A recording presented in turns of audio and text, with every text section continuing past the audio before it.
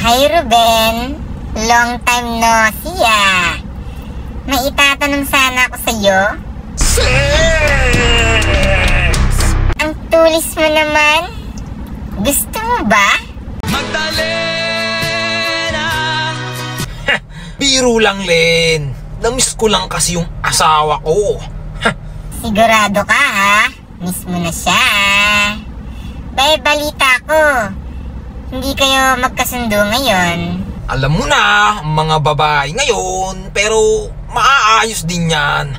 May onting hindi lang pagkakaunawaan. Pero kayang-kaya ko yan dahil macho guwapito ata ko. Gusto mo habang may tampuhan kayo, ako muna ang magpapaligaya sa'yo? Magdalena!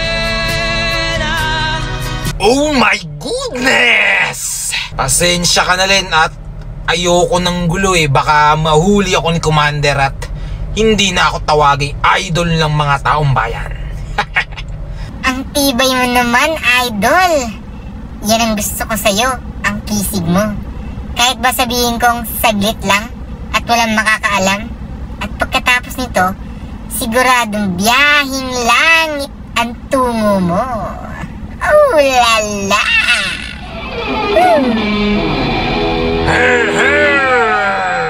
Pambihira naman no. Tapos na ako dyan. Ibahin mo na ako ngayon, Len. Pero siguro tingin ko magkita na lang tayo sa Viva Max. May kilala ako doon, ipapakontak kita.